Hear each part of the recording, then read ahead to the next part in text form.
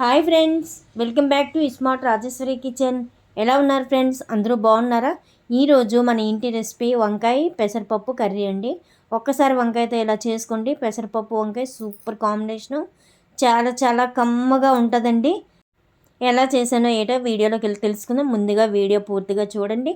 నచ్చితే లైక్ చేసి, షేర్ చేసి, సబ్స్క్రైబ్ చేయండి.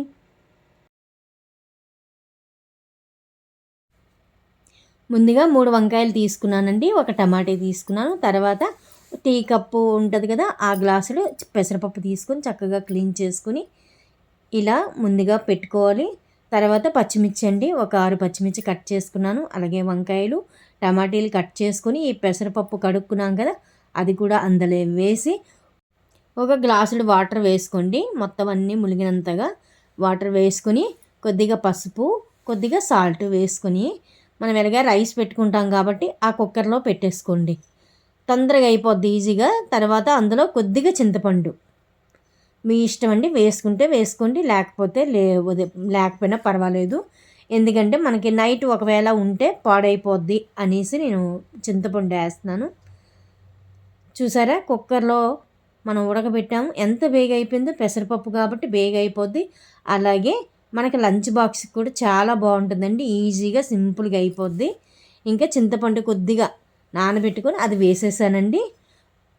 చూసారు కదా, ఇలా మొత్తం అంతా కలుపుకొని కొద్దిగా సాల్ట్ మళ్ళీ వేసుకోవాలి. తర్వాత కారం అండి. కారము పచ్చిమిర్చి ముందుగా వేసాం కాబట్టి చూసుకొని వేసుకోండి. నేను ఒక స్పూన్ వేసాను. ఇది ఇలా కలుపుకొని పక్కన పెట్టుకొని స్టవ్ వెలిగించి కళాయి పెట్టి అందులో ఆయిల్ 3 స్పూన్ల ఆయిల్ వేసానండి.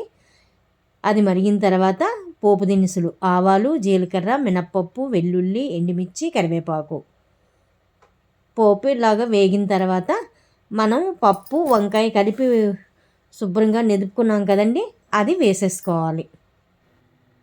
అంతే ఫ్రెండ్స్, చూడండి మన పోపు అయిపోయింది. పప్పు వేసాం, ఎంత కమ్మగా ఉందో. పిల్లలు అయితే లొట్టలు వేసుకొని తింటారండి. పెసరపప్పు అంటే కమ్మగా ఉంటుందండి. ఒక్కసారి ఇలా చేసుకోండి. ఎండాకాలం చాలా మంచిది. మీకు నచ్చితే లైక్ చేసి, షేర్ చేసి, సబ్స్క్రైబ్ చేయండి. అంతే ఫ్రెండ్స్, మీరు చేసుకుని మీకు ఎలా వచ్చిందో కామెంట్ ద్వారా కామెంట్ చేయండి. మళ్ళీ మంచి వీడియోతో వస్తా friends. Thank you for watching. Bye friends.